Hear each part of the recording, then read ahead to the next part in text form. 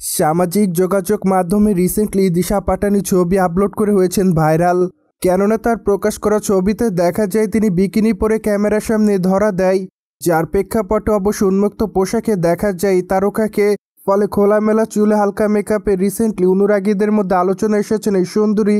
তাই তো অবশ্য তার প্রকাশ করা ছবির কমেন্ট বক্সে অনেকে তাকে হট গার্ল বলে দাবি করেন। মোর ওভার অনেকে আবার তাকে প্রিটি গার্ল বলে দাবি করেন। আবার কেউ কেউ তাকে গ্ল্যামার কুইন লিখেছে। পাশাপাশি অনেকে আবার তাকে কুইন বলে দাবি করেন। মোর ওভার অনেকে আবার তাকে বোল্ড ফিগার বলে দাবি করেন। যাই হোক, সবকিছু মিলে আপাতত দিশা পাটানি তার অনুরাগীদের মধ্যে এভাবে নজর এসেছেন। By the way, Disha Patani B টাউনের দর্শকপ্রিয় তারকাদের মধ্যে অন্যতম। কেননা এই তারকা তার কেরিয়ারে একাধিক চলচ্চিত্র উপহার দিয়েছেন তিনি তার ভক্তদের।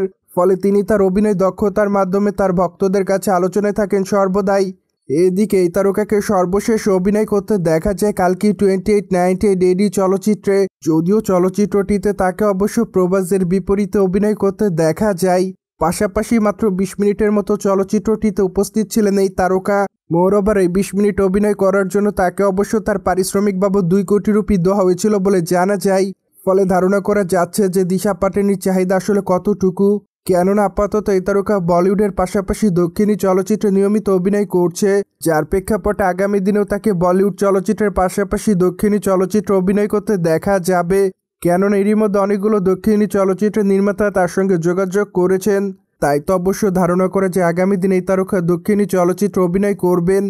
যাই হোক, সবকিছু মিলে আপাতত তার ভক্তরা আছে অপেক্ষাতে। কেননা বলিউডে এই তারকার হাতে আপাতত ভালো ভালো বেশ কয়েকটি প্রজেক্ট আছে বলে জানা যায়। ফলে আপাতত বলিউডে তার চলচ্চিত্র দেখার জন্য তার ভক্তরা আছে অপেক্ষাতে। অন্যদিকে দিশা পাটানিকে সর্বদাই সামাজিক যোগাযোগ মাধ্যমে সক্রিয় দেখা যায়।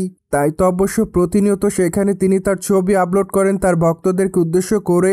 ফলে অতি অল্প সময়ে তিনি তার ভক্তদের মধ্যে লাইমলাইটে থাকেন।